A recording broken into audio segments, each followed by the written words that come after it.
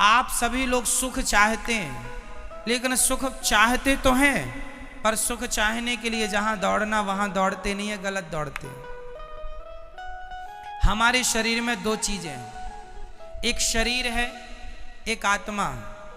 थोड़ा सा 5 मिनट का समय लेके मैं ये प्रश्न आपको उठाऊं और बहुत अच्छी बात आज आपको बता दूं, आपके बहुत सारे डाउट्स क्लियर भी हो जाएंगे। सुनो, हमारे शरीर और आत्मा अलग है, ये तो हम पहले भी आपको 1000 बार बता चुके हैं। आगे सुनो इससे। क्या हम आंखों से देख सकते, आंखों से सुन सकते हैं? नहीं। क्या कानों से देख सकते हैं? नहीं। क्या हम नाक से खा सकते हैं? समझो, ईश्वर ने सब चीजें अलग अलग बनाई हैं। देखने के लिए आंखें हैं, सुनने के लिए कान। आंखों से सुन नहीं सकते, कानों से देख नहीं सकते, अलग है ना। उसी प्रकार शरीर का सुख है संसार। शरीर का सुख क्या है? संसार क्या है? शरीर का सुख। गाड़ी, बंगला, पत्नी, पुत्र, परिवार, ये कहां का सुख है? शरीर का। अब रही आत्मा की बात, तो आत्मा का सुख किससे है?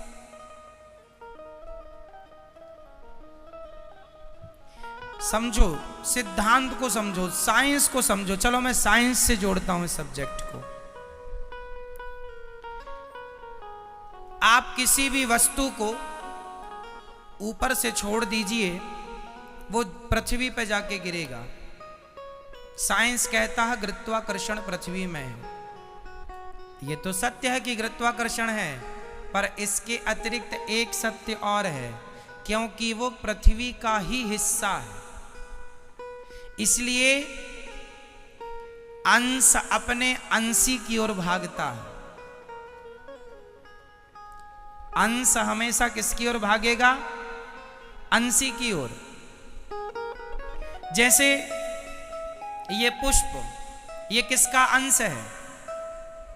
ये पृथ्वी का अंश है, क्योंकि पृथ्वी से पेड़ बना, पेड़ पर ये पुष्प खिला।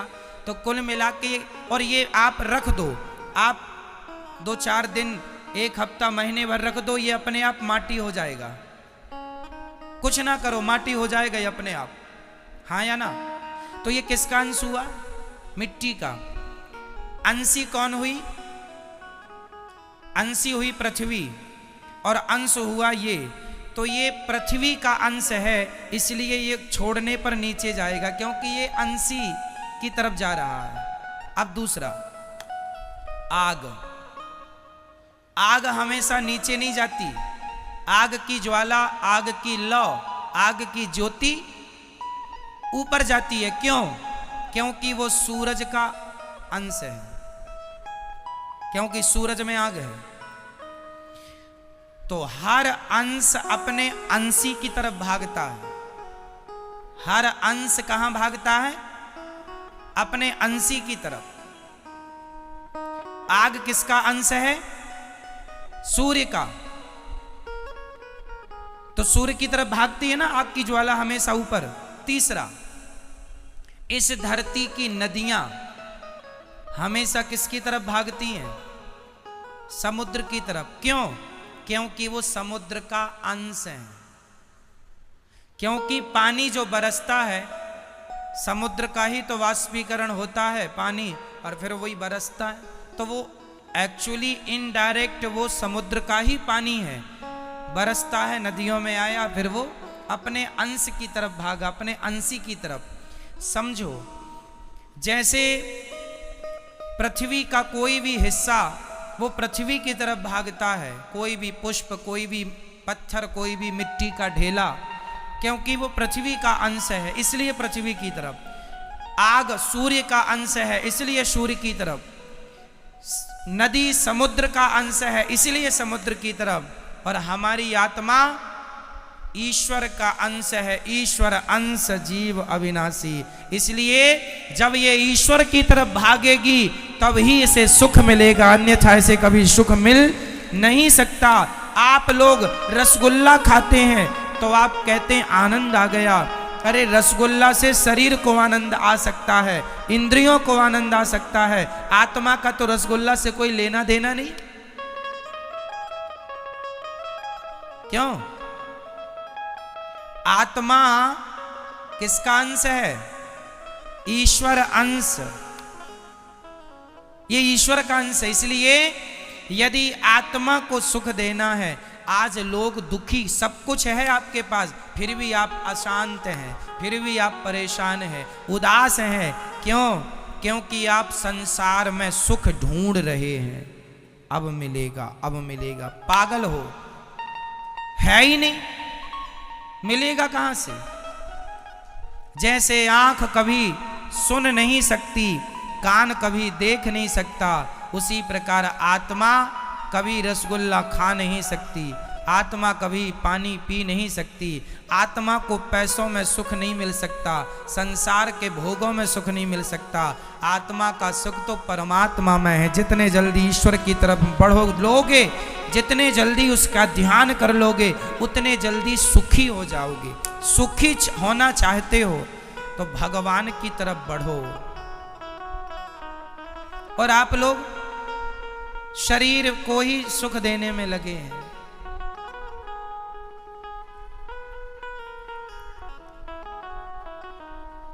शरीर, इसलिए शरीर जो है ये संसार की तरफ ले जाता है आपको। क्यों ले जाता है? क्योंकि शरीर संसार से बना है।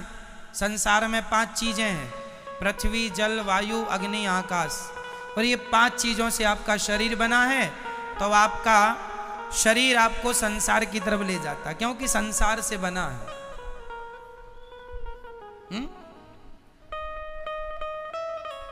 आपको आंख अच्छा अच्छा दिखाना चाहती है, इसको आप देख रहे हैं, आपको सुख मिल रहा है, पर यह सुख क्षणिक है। यह सुख क्या है? क्षणिक है, जरा सी देर का। खाने का सुख भी क्षणिक है, जरा सी देर का। भोगों का सुख भी क्षणिक है, जरा सी देर का। आप जरा सी देर के सुख के पीछे सारी जिंदगी लगाए हैं। सारी जिंदगी आपको लगता है अरे वो करोड़पति बन गया, मैं भी बन जाऊंगा, मुझे भी सुख मिलेगा। सब करोड़पति बन रहे हैं। पूछ लो करोड़पतियों से वो कितने सुखी हैं। सुख संसार में नहीं मेरी मां। शरीर का संबंध संसार से है, आत्मा का संबंध परमात्मा से है। और मैं शरीर नहीं, मैं आत्मा हूं। यदि यथार्थ सुख चाहते हो तो भगवान के बन जाओ। नाथ मैं आपको कभी भूलू नहीं, हे श्रीमन्नारायण मैं आपको कभी, मैं उनका अंश हूं। पर विडंबना तो देखो, एक शेर का बच्चा गीदड़ों के झुंड में मिल गया, और गीदड़ों के झुंड में मिलकर वो भी गीदड़ों के संग रहने लगा, गीदड़ों की तरह व्यवहार करने लगा, खाने लगा, उन्हीं के संग सोए, उन्हीं के संग जागे, उन्हीं के संग रहे, उन्हीं को अपना बाप समझे, उन्हीं को माता। एक दिन शेर आया और शेर ने देखा कि मेरा कोई अपना आदमी गीदड़ों की झुंड में दहाड़ लगाई, तो उसके अंदर से भी वो शेर तो था ही, उसने भी दहाड़ा। शेर ने बुलाया, यहां तू शेर का बच्चा है, गीदड़ों के झुंड में क्या कर रहा है? बोले नहीं नहीं, हम तो गीदड़ ही है, ये सब हमारे रिश्तेदार हैं।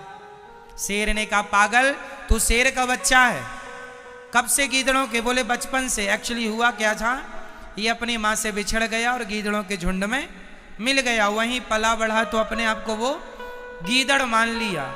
उसी प्रकार तुम सब शेर के बच्चे हो, परमात्मा रूपी शेर के, लेकिन गीदड़ों के झुंड में मिलने से आप अपने आप को गीदड़ समझ रहे हैं। मैं गीदड़ हूं, मैं रामबाई हूं, ये अपने आप को रामबाई समझे बैठी है। मैं गीताबाई हूं, मैं सीता हूं। मैं अनुराग हूं, मैं अभिनव हूं, मैं नारायण हूं। आपने अपने आप को कुछ भी समझ लिया। ना तो आप सीताबाई हो, ना गीता हो, ना अंजलि हो, ना राम हो, ना रघुनाथ हो, ना तो घनश्याम हो। तुम शुद्ध आत्मा हो जो ईश्वर का अंश है। बस ये तुम्हारा परिचय है। पर संसार में आए हो गीदड़ों के झुंड में होने से। हुआ, एक गीदड़ ने कहा हुआ, दूसरे हुआ हुआ। आज तक किसी ने नहीं पूछा क्या हुआ, क्या हुआ, नहीं बस हुआ हुआ हुआ हुआ। बाप दादे कह रहे थे हुआ, तो ये भी चिल्लाई पड़ा है हुआ हुआ हुआ। क्या हुआ कोई नहीं पूछ रहा है, सब हुआ हुआ हुआ। ये बड़ी विडंबना।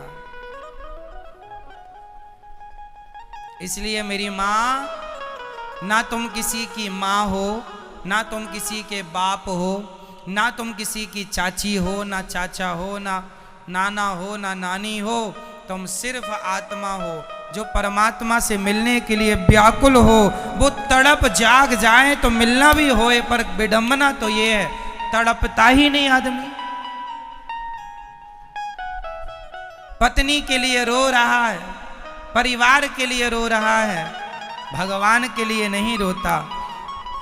जाना सबको वही है मेरी माँ, अपना लोक परलोक ना बिगाड़ो। बस इतना ही कहेंगे हम आपसे।